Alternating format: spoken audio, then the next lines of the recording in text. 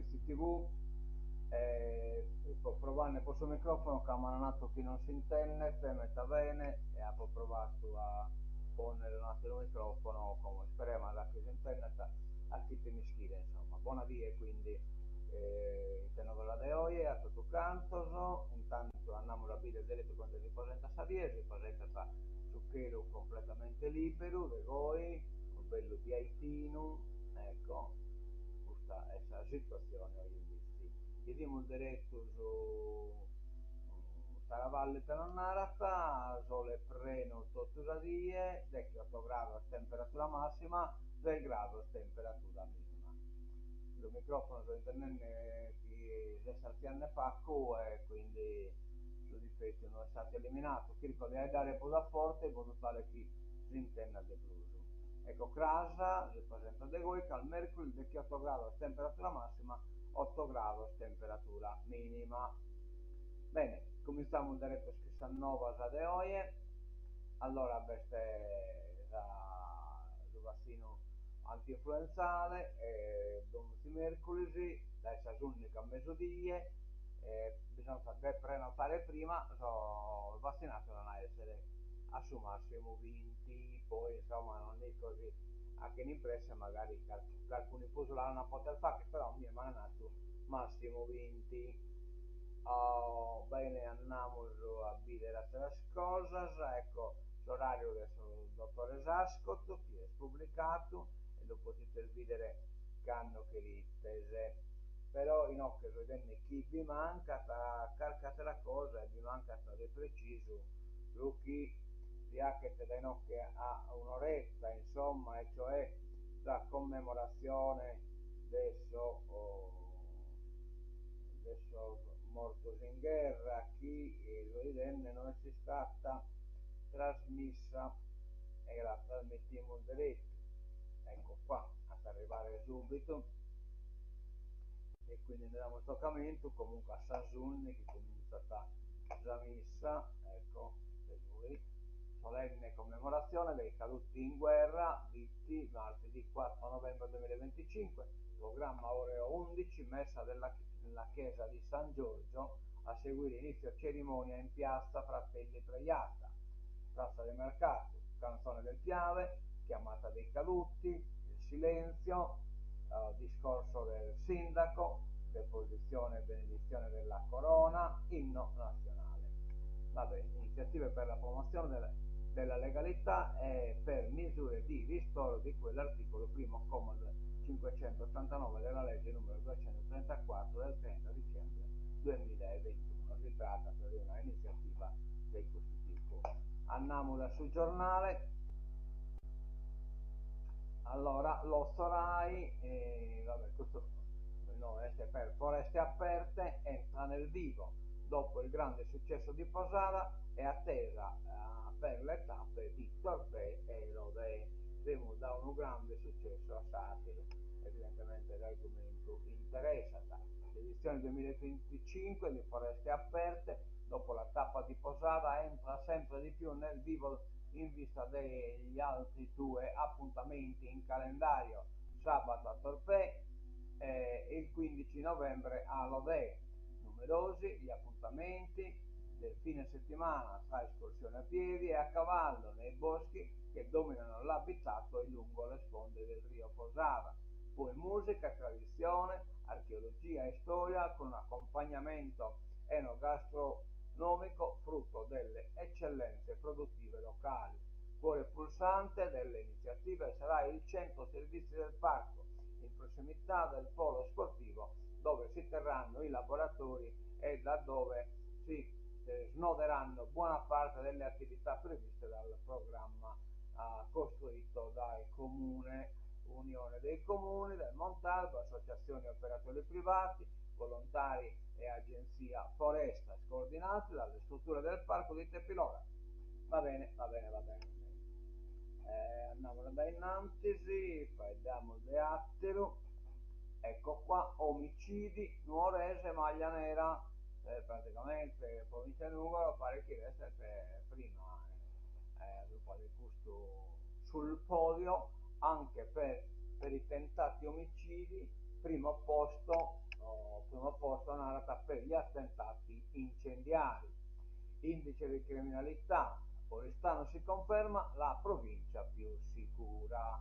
Maglia nera per il secondo anno consecutivo, Nuoro è al primo posto tra le 106 province d'Italia riguardo le denunce per omicidi volontari consumati nel 2024, 5 in cui uno in Ogliastra, poi divenuta autonoma abbastanza per avere un indice del 2,6% per 100.000 abitanti, prima di Ragusa e Foggia. Nuoro sulla piazza d'onore anche nel settore tentati omicidi con un indice del 5,6%. I dati emergono dall'edizione 2025 dell'indice della criminalità del Sole 24 Ore, un report sulle denunce di reato giunte alle forze dell'ordine nell'anno 2025. 2024. Tra le altre categorie, poco lusinghiere, emerge il primato assoluto per danneggiamento, seguito da incendio, 66 denunce per 100.000 abitanti e 129 casi totali denunciati, e tra le prime 10 province in nona posizione per la produzione di stupefacenti con 162 casi acclarati. Insomma, primo in toto questa bella faina. Olsai senza acqua da 5 giorni, allevatori allo stremo, aziende a secco per un guasto, consorzio di bonifica ed Egas si fanno attendere. Numero 7 nuovi ispettori rinforzano le fiamme gialle. Va bene. Andiamo da innanzi. Referendum, in occasione delle donne dell'Italia, questa pagina che è scappitata in mezzo alla pagina regionale, ma ormai la leghiamo visto che bisogna, il referendum su questa riforma della giustizia, a referendum, raccolta firme in Parlamento per le opposizioni impegnati PD, M5 Stelle e AVS, Renzi, IV, il governo, Renzi narra, il governo rischia. Serve l'ok di 80 deputati e 40 senatori, poi le liste al vaglio della Cassazione. Non c'è fretta, ma i partiti hanno deciso di correre perché la posta in gioco va oltre la riforma della giustizia. Alla Camera, centrodestra e centrosinistra hanno avviato 2 distinte raccolte di firme per chiedere che venga indetto il referendum con cui gli italiani saranno chiamati ad approvare o a respingere il provvedimento, che contiene anche la separazione delle carriere tra pubblici ministeri e giudici. Il primo obiettivo, entrambi gli schieramenti confidano di raggiungere in fretta l'obiettivo, le adesioni di 80 deputati. Un iter analogo è stato avviato al Senato, dove la quota è 40. Col referendum la maggioranza punta prima di tutto all'approvazione popolare di una delle riforme simbolo del governo. L'opposizione mira alla bocciatura di norme che stravolgono la Costituzione e confida nella possibilità di assestare un colpo duro al centrodestra. La premier Giorgia Meloni però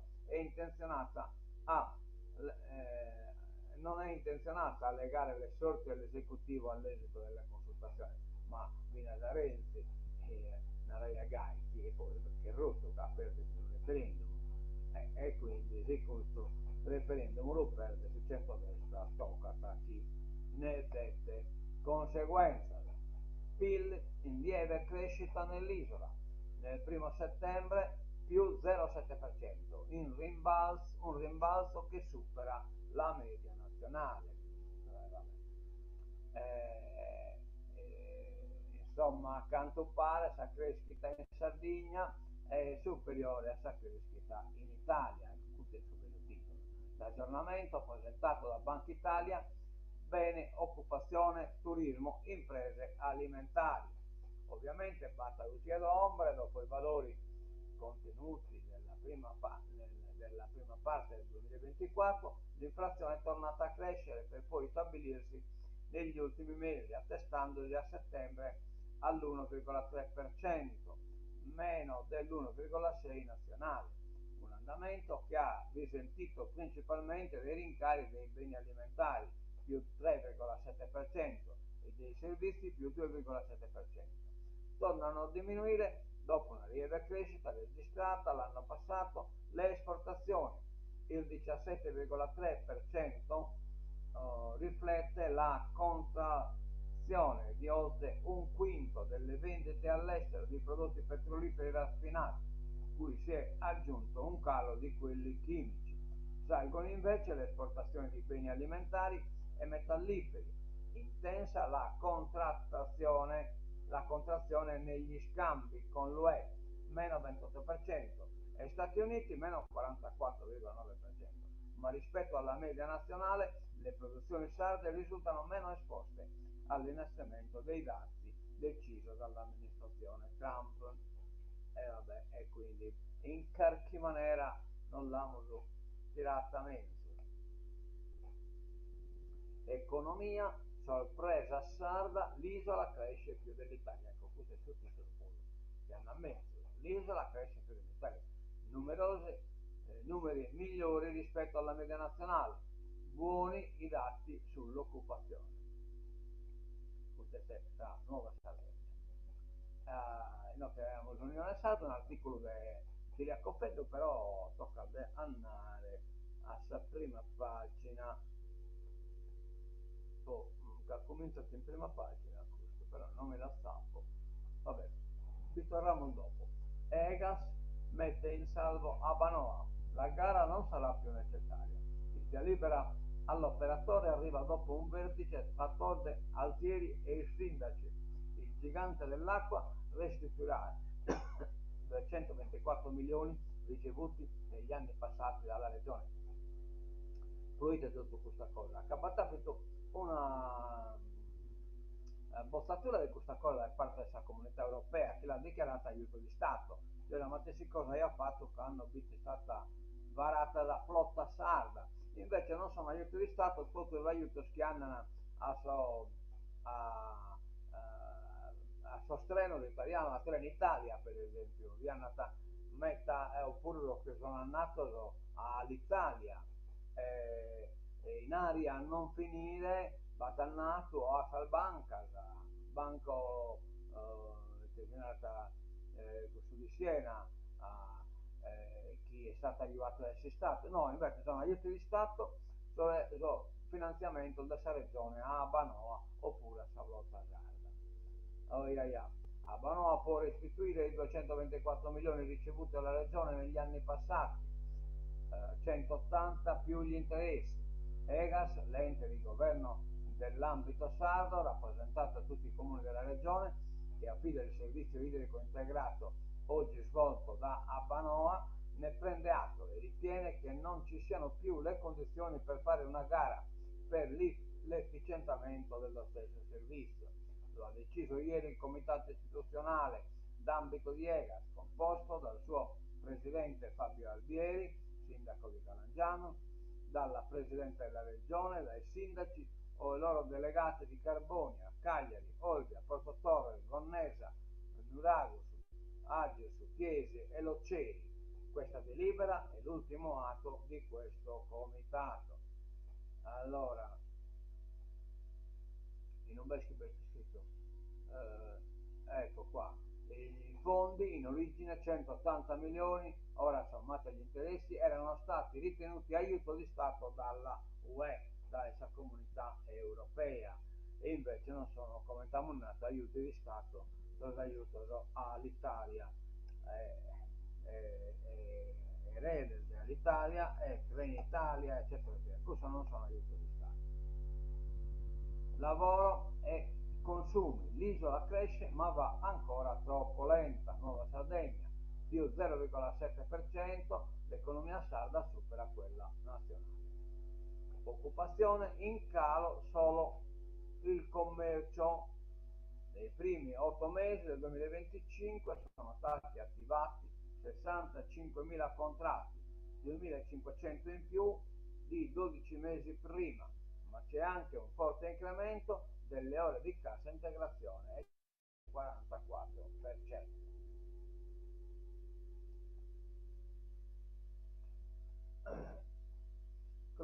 antica torre durante i lavori, operaio intrappolato dalle macerie.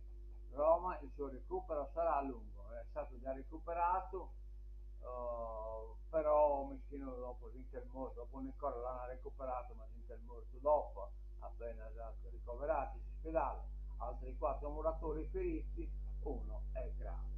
Naturalmente Rosa Larpes non mancherà mai, eccola qua, Zakharova, Mosca attacca, l'Italia tutta farà la stessa fine. Ecco qua il nuovo scontro diplomatico tra Mosca e Italia. La portavoce del Ministero degli Esteri russo, Maria Zakharova, ha commentato su Telegram il crollo della Torre dei Conti nel centro di Roma, collegandolo al sostegno del governo italiano all'Ucraina. Il dole è troppo questa cosa. Secondo la diplomatica, l'Italia crollerà completamente se continuerà a destinare risorse economiche a Kiev per respingere l'invasione russa. Invece tocca che lo lasciare Acre, ha applaudito di sicuro Conte e Salvini che sono sì, in pratica tenere anche Reggi Bordone a Putin. Report, bufera su garante privacy, opposizioni, vertici si dimettano. A quanto pare questo garante della privacy è tale Ghiglia, prima con questa multa posta trasmissione del report è stannata a si consultare chissà Sibilla Cumana, e cioè chi Arianna Meloni, la Sciacale ha restituito ordine le tramite che chiaramente l'ordine non le danno Isa ma da Zorre de ponere una multa al report che è tornato a toccare come intestinare a Tasucula a mano, e cioè ha toccato cose da chi non devia Tasucula toccare, ma chiede sua, poi scarogna sua, questo Ghiglia è stato filmato mentre annaiata a si consultare chi Arianna Meloni, e come la cosa lo pone con un pacchetto impiccata, ma di cosa spiccata al male da fare.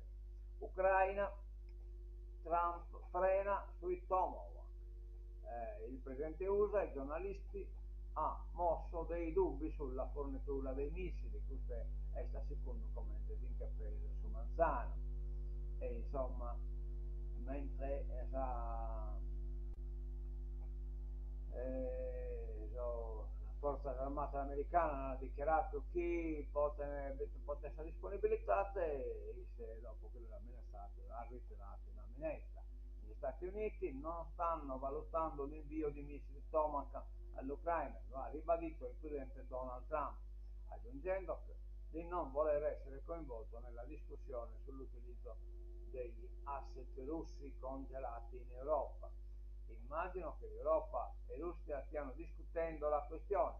Io non sono coinvolto in questa discussione, ha proseguito Trump, che ha parlato a bordo dell'Air Force One. Quella di ieri, insomma, è stata in parte una giornata di disimpegno sul fronte della guerra in Ucraina da parte del volubile presidente statunitense Guy Volubile. Allora, Trump narra Maduro ai giorni contatti, ecco qua il candidato a premio Nobel de Sapà che esce a attaccarne guerra in Venezuela. Il presidente venezuelano: nessuno ci toglierà la nostra democrazia, Putin scrive tanto vale democrazia. Netanyahu, pena di morte per i terroristi palestinesi, statelo pure, non cambia o più grigna, ma non si applicherà se sarà un israeliano a uccidere per odio o razzismo, cioè praticamente sarà applicare a sos palestinesi. Anche il premier israeliano Benjamin Netanyahu sostiene il disegno di legge che introduce la pena di morte per i terroristi promosso dal ministro di estrema destra Itamar Ben-Gvir. Secondo la controversa proposta di legge, un terrorista riconosciuto colpevole di omicidio motivato dal razzismo o dall'odio sarà condannato alla pena di morte in modo obbligatorio e non facoltativo. L'assenso di Netanyahu è stato comunicato da Gal Hirsch, responsabile del governo per la questione degli ostaggi, alla Commissione per la sicurezza nazionale del Parlamento israeliano, che ha dato un primo via libera al provvedimento.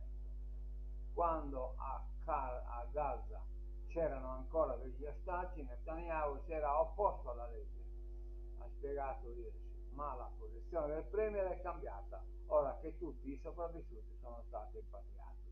Il disegno di legge, che potrebbe essere sottoposto alla prima lettura del plenum del Parlamento già domani, mira a stroncare sul nascere il terrorismo e creare un deterrente efficace, mentre la pena capitale non si applicherebbe ad un israeliano che uccidesse un palestinese.